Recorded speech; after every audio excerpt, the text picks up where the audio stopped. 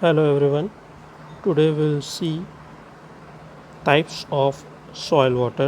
So basically दो प्रकार के सॉइल वाटर होते हैं, एक होता है फ्री वाटर और एक होता है हेल्ड वाटर।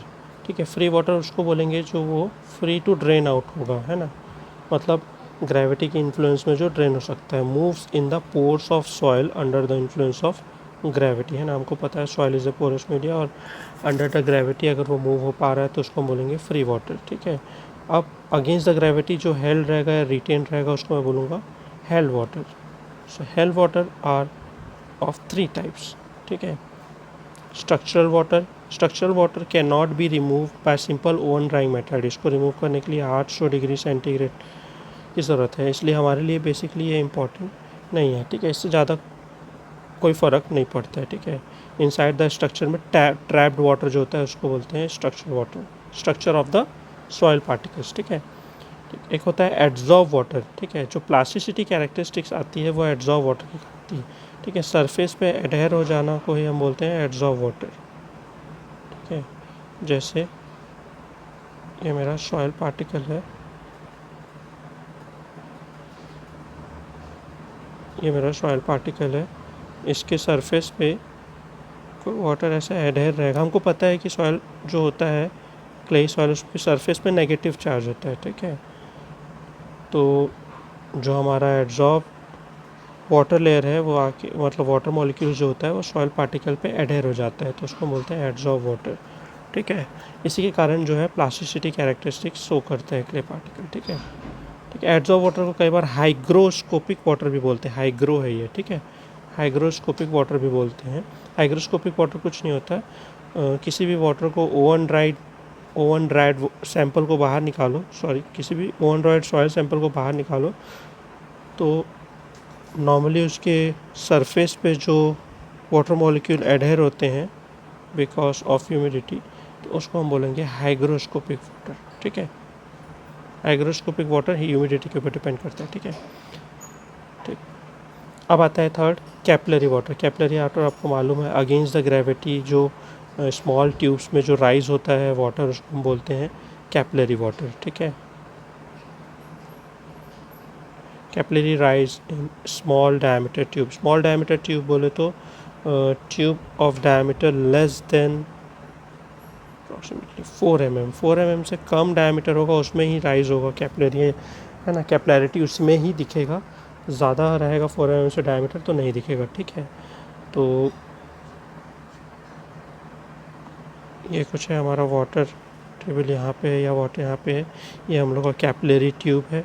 अगर उसका सरफेस टेंशन TS है ना, और सरफेस के साथ थीटा एंगल बना रहा है वर्टिकल के साथ, HC उसका अगर टोटल राइज ऑफ कैपिलरी है तो HC का फॉर्मूला देते हैं हम लोग क्या, 4T cos theta by rho GD। Rho क्या है, फ्लूइड का डेंसिटी, G है acceleration due to gravity, D is the diameter of the tube. ठीक है, थीटा आपको पता है, T is the surface tension. ठीक है, ठीक है, अब राइज होगा कि फॉल होगा वो डिपेंड करता है क्या, अगर एडहेजन प्रीडोमिनेंट रहेगा कोहेजन से ज़्यादा तो कैपिलरी राइज होगा, एग्जाम्पल वाटर। ठीक है, और अगर कोहेजन प्रीडोमिनेंट होगा एडहेजन से ज़्यादा तो कैपिलरी फॉल होगा, एग्जाम्पल मर्क्यूरी। ठीक है, चलो आगे बढ़ते हैं। तो ये जो 4T cos theta by rho GD है, हमको पता है कि at temperature T is equal to 20 degree centigrade जो सरफेस टेंशन ऑफ वाटर होता है कि प्योर वाटर, जिसको सिग्मा एस या TS जिससे भी डिनोट करते हैं, 0.073 होता है। ठीक है, इसकी वैल्यू को हम पुट करेंगे किधर, यहाँ पे SC is equal 40 cos theta by rho GD में, तो हमको मिलेगा 0.3/d सेंटीमीटर। ठीक है, तो 0.3/d सेंटीमीटर आपका राइज ऑफ कैपिलरी होगा। ठीक है, बट ये वैलिड है किस केस में, स्ट्रेट ट्यूब के केस में। ठीक है, बट सॉइल के केस में ये वैलिड नहीं होगा। ठीक है, मान लो ये हमारा ग्राउंड सरफेस है, ये हमारा वाटर टेबल है। ठीक है, इसके ऊपर का सॉइल जो है वो नॉर्मल है, इसके नीचे पूरा सैचुरेटेड सॉइल है क्योंकि वाटर टेबल यहाँ पे है। ठीक है, तो कैपिलरी राइज जैसे उस केस में हो रहा था, किस केस में, आपके नॉर्मल स्ट्रेट ट्यूब के केस में ऐसा नहीं होगा सॉइल में। जो इंटरकनेक्टेड वॉइड्स हैं वो एकदम स्ट्रेट ट्यूब के फॉर्म में नहीं राइज होता है उसमें, ठीक है। वो क्या होता है, ऐसे जिगजैग फॉर्म में ऐसा जाके राइज होगा।